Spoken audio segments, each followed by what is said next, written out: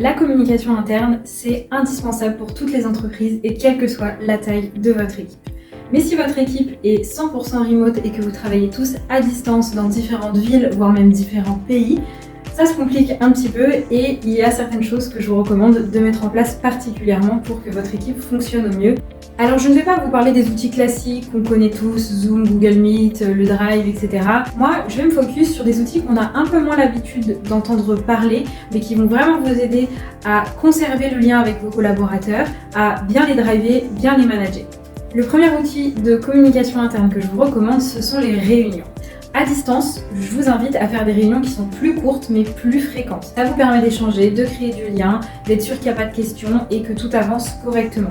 3 règles pour des réunions efficaces, c'est une réunion préparée, une réunion avec un gardien du temps et une réunion avec un compte rendu.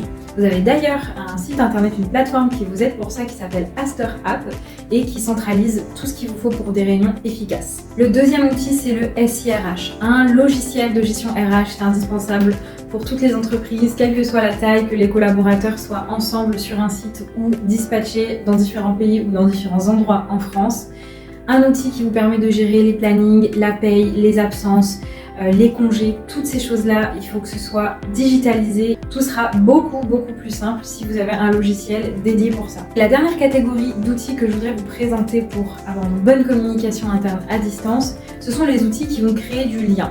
Alors, je pense notamment au réseau social d'entreprise, mais il y a aussi d'autres choses. Je pense par exemple au podcast, qui est vraiment un canal qui fonctionne de mieux en mieux, même pour de la communication interne. Vous avez notamment l'outil Natif qui vous aide à mettre ça en place en interne chez vous. Et tout ce qui est aussi challenge. N'hésitez pas à créer des choses à distance, des challenges à distance pour créer du lien entre vos collaborateurs. Au niveau challenge écologique, il y a 2 applis qui sont pas mal, qui s'appellent Ma Petite Planète et Treely. Donc c'est des challenges qui se font directement depuis une appli mobile. Tout le monde peut le faire à distance. Vous faites un geste pour la planète et en même temps pour vos équipes, c'est hyper stimulant et ça permet de créer du lien même si vous êtes à distance. Dernière chose, pour bien choisir vos outils de communication interne, le plus important c'est de sonder vos équipes. Vous n'allez pas bien sûr pouvoir adopter tous les outils, mais c'est vos équipes qui vont pouvoir vous guider sur leurs besoins et vous permettre de faire les bons choix en termes d'outils.